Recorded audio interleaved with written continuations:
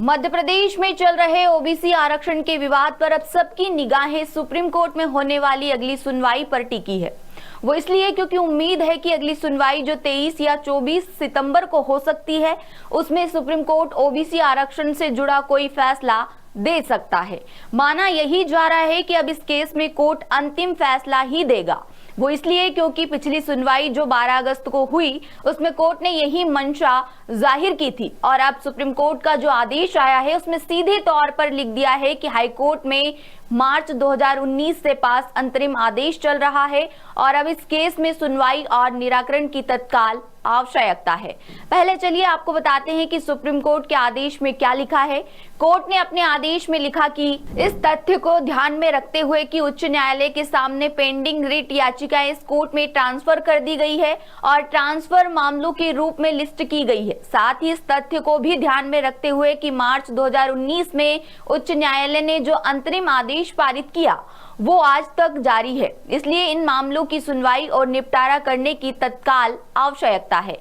हमारा विचार है कि अंतरिम आदेशों को रद्द करने के बजाय हम निर्देश देते हैं कि इस बैच के सभी मामलों को 22 तारीख से शुरू होने वाले सप्ताह में अंतिम सुनवाई के लिए लिस्ट किया जाए। यानी सुप्रीम कोर्ट ने अपने आदेश में साफ कर दिया है कि वह किसी तरह की अंतरिम राहत नहीं देने जा रहा है और ना ही मध्य प्रदेश हाई कोर्ट के 27% ओबीसी आरक्षण पर लगे स्टे को हटाने जा रहा है। इस पर वह सीधे मेरिट के आधार पर ही अंतिम आदेश देगा। इस मामले की फाइनल सुनवाई की तारीख अभी 23 सितंबर को बताई गई है, लेकिन सुप्रीम कोर्ट ने लिखा है कि इसे 22 सितंबर से शुरू हो रहे हफ्ते में लिस्टेड किया जाएगा। यानी यह 23 सितंबर या 24 सितंबर कुछ भी हो सकता है और इसे पहले नंबर पर ही सुना जाएगा। बता दें कि इस मामले में 12 अगस्त की सुनवाई के दौरान मध्य प्रदेश सरकार हो या ओबीसी कमेटी की ओर से वरिष्ठ अधिवक्ता अभिषेक मनु सिंघवी, दोनों ने फैसले के अंतिम निराकरण की जगह अंतरिम राहत देने की ही बात कही थी कि अभी भर्ती 27% आरक्षण से करने दी जाए।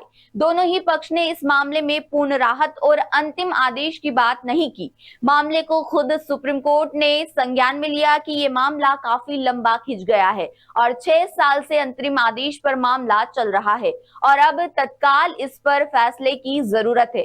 पिछली सुनवाई में सुप्रीम कोर्ट ने मध्य प्रदेश सरकार को फटकार भी लगाई थी और कहा था कि 6 साल से क्या राज्य सरकार सो रही थी, क्योंकि ये समस्या खुद सरकार ने पैदा की है और जिम्मेदारी पूरी उसी के कंधों पर है। यानी अब जो अगली सुनवाई सुप्रीम कोर्ट में होनी है वो कहीं ना कहीं इस केस की एक दिशा जरूर तय करने वाली है। इंतजार कीजिए केस की अगली सुनवाई का। इंदौर से विशेष संवाददाता संजय गुप्ता की रिपोर्ट।